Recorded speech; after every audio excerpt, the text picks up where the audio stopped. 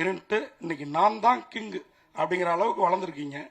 இந்த வளர்ச்சி இந்த அஜித் பில்லா டூவோ பில்லாவிலேயோ சொல்லுவார், நான் ஒரு இதாக பார்த்து பார்த்து செதுக்கி செதுக்கி வளர்ந்தேன் அப்படின்ட்டு. அந்த மாதிரி நீங்களாக வளர்ந்ததா இல்லை உங்கள் டீம்? ஏன்னா அது உங்கள் டீமில் இந்த மாறன் சேசு எல்லாரும் ரொம்ப ஃபேமஸாக இந்த கதை தயாரிக்கிறது காமெடிகள் சீன்ஸும் அதை எப்படி இல்ல எல்லாருமே தான். நம்ம ஒரு விஷயம் எதை பத்தி பேசினாலுமே இப்ப நீங்க ஒரு ராமாயணம் எடுத்துக்கிட்டா கூட ராமர் அப்படின்றவரை நம்ம பயங்கரமா பாக்குறோம்னா அதுல சுத்தி இருக்கிற ஹனுமன் விபீஷணன் எல்லா கேரக்டருமே அந்த ராமர் அப்படி போர்ட்ரேட் பண்ணுவாங்க. அந்த மாதிரி ஒரு லைஃப்ல யார் முன்னுக்கு வந்தாலுமே அவங்கள சுத்தி இருக்கிறவங்க எல்லாருமே சப்போர்ட் பண்ணி அவங்க மனசார அதை வாழ்த்தி அவங்க சப்போர்ட் பண்ணா மட்டும்தான் அந்த கேரக்டர் ஜெயிக்க முடியும். அதனால என்னால மட்டுமே கிடையாது, என்னுடைய டீம் பிளஸ் என்னுடைய ப்ரொடியூசர்ஸ் டைரக்டர்ஸ் எல்லாருக்குமே அது போய் சேரும். சந்தானம் சார், மாமனாரை வந்து அப்பா மாதிரி அப்படிம்பாங்க. இந்த படத்துல நீங்க அவன் இவன் காட்டு மிராண்டி ஏதோ பேட் ஸ்மெல் அப்படிலாம் கலாச்சிருக்கீங்களே, இந்த மாதிரிலாம் கலாச்சா வீட்டுல எல்லாம் எவ்வளவு இதா இருக்கும்? இல்ல இந்த மாதிரி மாமனார் இருக்கிறவங்க எல்லாம் கைத்தட்டி ரசிப்பாங்க. ஏன்னா ஏன்னா நீங்க இந்த படத்துல மாமனாரை பாத்தீங்கன்னா தான் தெரியும். ஃபர்ஸ்ட் நானும் மாமா மாமனார் அப்படிலாம் தான் பேசிட்டு இருப்பேன். அப்புறம் பண்ண பண்ண பண்ணதான் அது வந்து அந்த கேரக்டருக்கான ஒரு மரியாதை தான் அது.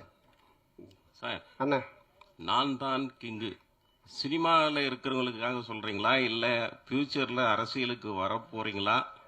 அதை ஒட்டி இந்த டைட்டில் வந்துட்டு நீங்க ஓகே பண்ணீங்களா? இது எப்படி பதில் சொன்னாலும் மாட்டிக்கிற மாதிரி தான் இருக்கும். அரசியலுக்கு வர சொன்னாலும் தப்பா தான் இருக்கும், சினிமா சொல்ல.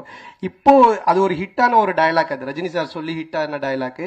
அது அன்பு சார் வந்து இது நல்லா இருக்கு, அதுவும் இந்த கதை மூலமா கடைசியில் அந்த ஹீரோ பண்ற விஷயம் நல்லா இருக்குன்றதுக்காக வச்சது. மற்றபடி இது மற்ற பொது சினிமாவுக்காகவோ இல்லை அரசியலுக்காகலாம் கிடையாதுண்ணா.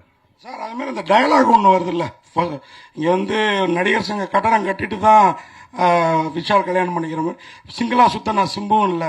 இது வேற அதே மாதிரி இந்த நெட்ஃபிளிக்ஸில் இவ்வளோ பிரமாதமாக கல்யாணம் பண்ணுவீங்கன்னா நெட்ஃபிளிக்ஸில் போட்டுடலாமே அப்படின்னு. இது எல்லாமே இங்கே இருக்கிறவங்கள நீங்கள் தாக்குற. இதை வேற யாராவது பண்ணால் வருத்தம் ஏற்படும். நீங்க பண்ணா நாங்களும் ரசிக்கிறோம், சம்பந்தப்பட்ட அவங்களும் ரசிக்கிறோம். இது இப்படி ரசனையா இருக்குங்கிறத எப்படி யோசிக்கிறீங்க? அதான் அது ரசனையா இருக்கு, இது ஏன் பிரச்சனை ஆகக்கூடாதுன்னு இதை கேட்டு இருக்கிறீங்க. அடுத்தது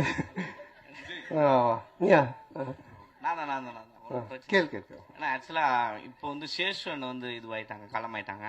இன்னொரு நண்பர் இந்த படத்திலேயே ஆண்டனியும் ஹாஸ்பிட்டல் தான் இருக்காங்க. ஸோ நான் விசாரிக்கும் போது பாத்தீங்கன்னா சந்தானம் வந்து நண்பர்களுக்கு காசு கொடுக்கல, அதனால தான் அந்த உயிரிழப்பு ஏற்பட்டது அப்படின்னு சொன்னாங்க.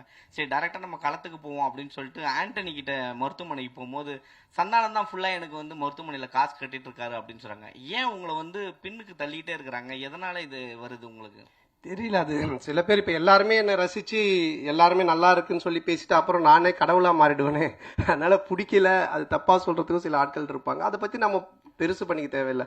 நமக்கு பிடிச்சவங்களுக்காக நம்ம பண்ணுவோம், அவ்வளவுதான். இப்ப படம் பார்க்கும்போது வந்து இவன் பண்ண காமெடி நான் சிரிக்கவே மாட்டேன்னு உட்காரத்துக்கும் சில பேர் இருப்பாங்க. அவங்களுக்காக நம்ம வந்து கஷ்டப்பட தேவையில்லை, நம்ம ரசிக்கிறவங்களுக்காக பண்ணோம், அவ்வளவுதான். நம்ம பண்ற விஷயம் இப்ப உங்களை மாதிரி சில பேருக்கு தெரிஞ்சு அதை